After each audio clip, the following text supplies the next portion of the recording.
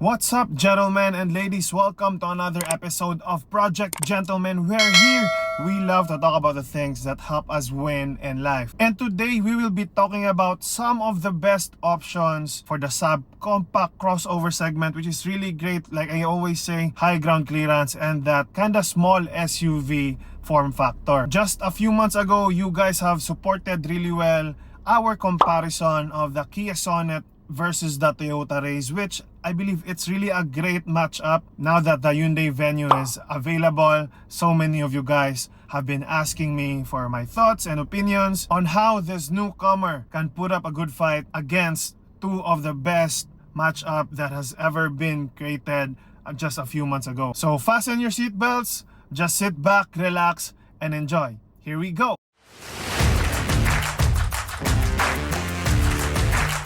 So to start, let's settle first which variants we will be choosing from out of these three. So for the Hyundai Venue, I chose the top of the line, of course. It's under 1 million as of the making of this video, so that was very strategic. And then I would like to keep it really close, under 1 million or really close to 1 million, which is why for the Toyota's representative, I'll be choosing the G variant, because if I'm gonna go for the top of the line of Toyota Raize, it's already close to 1.1 million. So that just makes sense. And then lastly, for the Kia Sonet, I'll be choosing the EX variant, which is priced at 1,018,000 pesos. So very close to 1 million pa rin. But then again, if you're gonna go for the top of the line for the Kia Sonet SX, then it's very well over 1.1 million. So all of these prices as of the making of this video, Hyundai Venue 998,000, Toyota Raize G is just 942,000 pesos, and Kia Sonet is at 1,018,000 pesos. So if you just have the budget, guys, of around 1.1 million, I definitely recommend, seriously consider going for the top of the line of any of these three. But if you wanna take it very close to 1 million pesos, then I believe there's gonna be the matchup or the comparison that makes sense. So now that we have that out of the way, let's start with the official comparison. Let's start with your engine. With the Hyundai Venue, you have a 1.6 liter engine, guys. I'll be showing you on the screen all of the specs for the power output and the torque. Right off the bat, if you want power, if you want the peace of mind with your family trips uphill like roads or conditions, the Venue GLS is definitely the best option for these three, because it just really dominates in terms of all the power and the performance. Next to that is the Kia Sonet 1.5 liter engine. Again, still very close. That's a really good or a very good displacement for this segment, subcompact crossover. Just really gives you the peace of mind. And then last of these three is Toyota Raize G, only has a 1.2 engine. The Raize is also the best option when it comes to fuel efficiency. So you have 4 cylinders for the Venue and the Sonet, and you only have 3 cylinders for the Japanese representative Toyota Raize. 1.2 liter only has 3 cylinders. So again, consider that very well if the driving performance is something that really matters to you. When it comes to your dimensions, guys, with the eye test, I think that the Hyundai Venue looks small or smaller compared to the two. Out of these three, I think the Toyota Raize looks also good, decent looking. I think it looks good enough, big enough. Kia Sonet definitely looks really the biggest out of these three. So the numbers prove that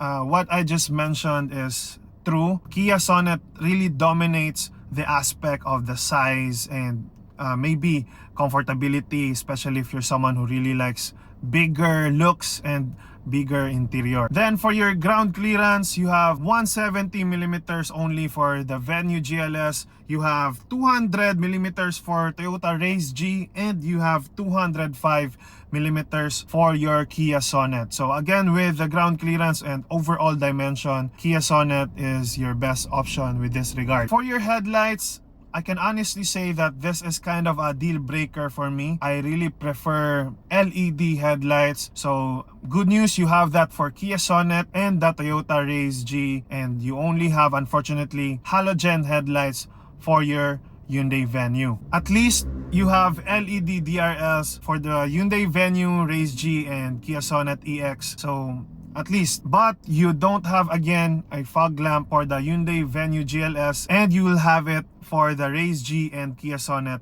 EX. Now let's go to your wheels.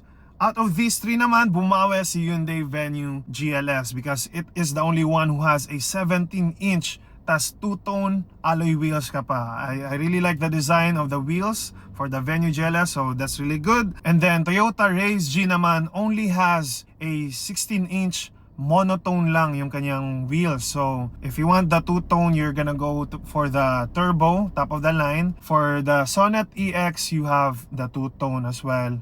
I also like the design, silver and black. For the Venue GLS, you have like silver and like dark gray. And for your suspension, you have McPherson strut for the front and torsion naman sa likod for all of these three. For your side mirrors, good news is power folding silang tatlo dito. So really good. When it comes to your safety, another non-negotiable, speed sensing door locks. All of three of them has it. Naka-smart entry na rin tong tatlong to, so hassle-free ka na. Lock-unlock ka na lang with your key fob. And even without your key fob, you can just press something sa may door handle niya. Then without even touching your key fob, you can open or you can lock and unlock your car. For your brakes guys, medyo tagilid si Raize G dito kasi siya lang yung naka drum brake sa rear, but at least it has a disc brake sa harap. And the Hyundai Venue GLS and the Kia Sonet, both of them has all disc brakes. Now let's go to your rear end. Good news, you have LEDs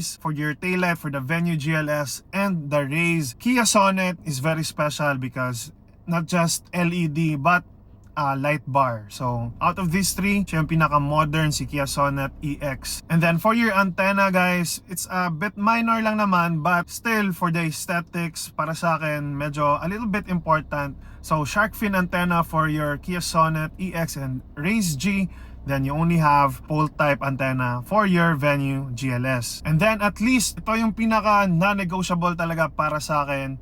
You have reverse camera and rear parking sensors for at least all of these three right here. So at least when it comes to the convenience, safety feature, and yung talagang napaka-importante, must have talaga na features sa sasakyan, and lalong-lalo na yung reverse camera, it's very good. Now for your spare tires, only the Toyota Raize G has a full-size spare tire. So the Japanese naman really wins on this category because you only have steel wheels for both the Venue GLS and the Kia Sonet. For your trunk capacity, the Kia Sonet also wins on this aspect with 385 liters of trunk capacity. You only have 369 liters for Toyota Raize G, and then comes last is the Hyundai Venue GLS at 355 liters trunk capacity only. So going back to the safety and security, no, for the ABS and electronic brake distribution, good news is you have it here for all three of them. But this is where a lot of things I've mentioned a while ago with Kia Sonet, very great, right? But with this regard, this is a bit a bummer for the Sonet EX because with the traction control and the hill start assist, only the Venue GLS and Toyota Raize has this safety and security feature. For the EX, it doesn't have because only the SX, the top of the line variant, has the traction control and the hill start assist. But having that automatic transmission, I think will still really help na hindi siya aatras kaagad, no? Because yan yung function ng hill start assist. It helps you not go down while you're in an uphill and coming from a full stop. So at least you have an automatic transmission, which is good enough for the Sonet EX, but the traction control, you need to really be a bit more cautious when driving through wet roads. And if you guys have children, then good news, you have ISOFIX tethers available for all of these three. But the thing is, especially if you're gonna make this a family car, bad news is that only the Hyundai Venue GLS has 6 airbags. So that's a win for Hyundai. You only have dual airbags or 2 airbags only for Raize G and Sonet EX. Safety and security are also very important factors for a car. So at least I've given you this information, and make it a big part of your consideration. Now let's go to the good part, or possibly my favorite part, your interior.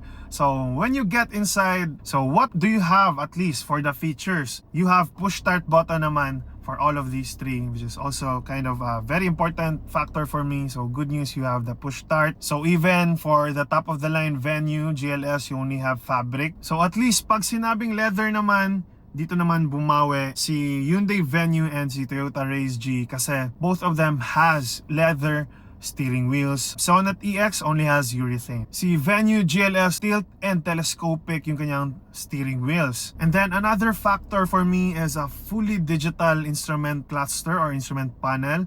So you have that fully digital for the Raize G. So Japanese naman na nalo dito sa regard na to. Venue and Sonet just has a mix or semi-analog digital instrument cluster. When it comes to your entertainment, all of these three have 8-inch touchscreen display, but the Hyundai Venue only has 4 speakers, while Raize G and Sonet EX both have 6 speakers. Apple CarPlay comes in standard for all of these three options, but you have both wired and wireless for Hyundai Venue GLS and only wireless for the Sonet EX. And then for your air conditioning guys, only the Sonet EX doesn't have an automatic climate control, and the Raize G, Venue GLS both have your auto climate control feature for your air conditioning. When it comes to your parking brakes, you will have manual handbrakes for all of these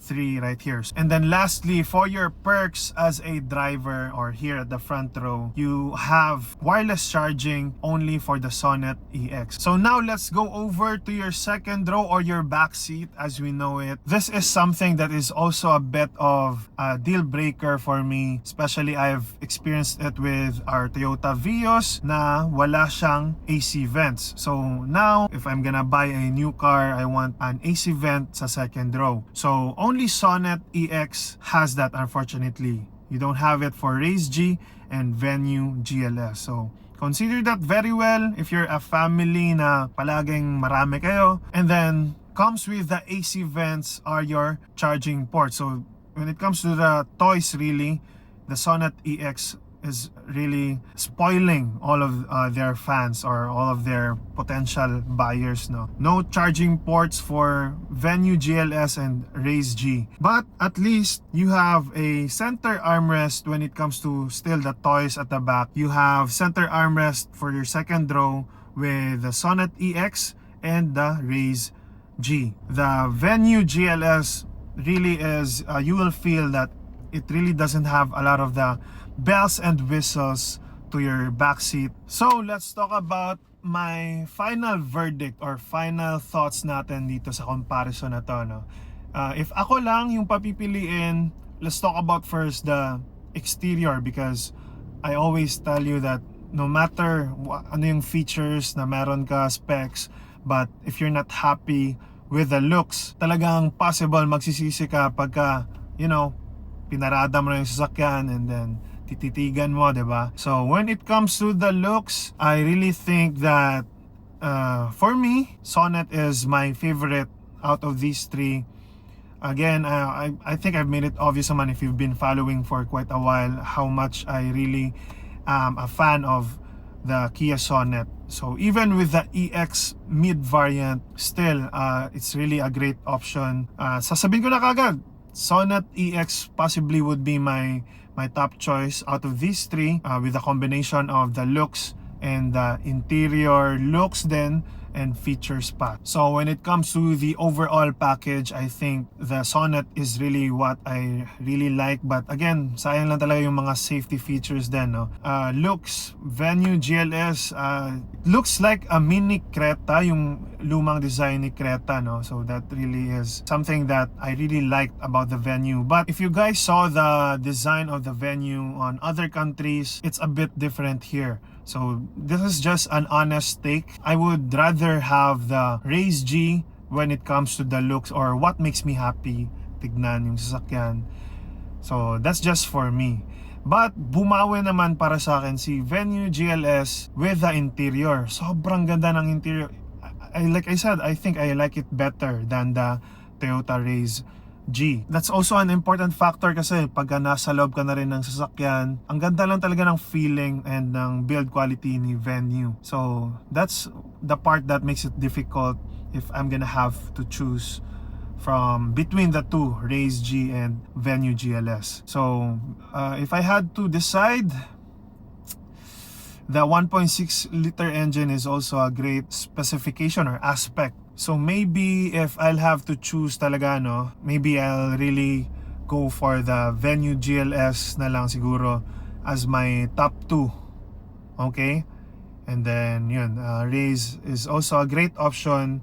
Toyota, reliable, peace of mind, can't question that. Kahit yung lagi nilang sinasabi with regards to Daihatsu yan or Toyota Daihatsu, yun nga, medyo build quality much better yung Korean options natin. But still, I've test driven again the Raize with a 1.2 liter engine.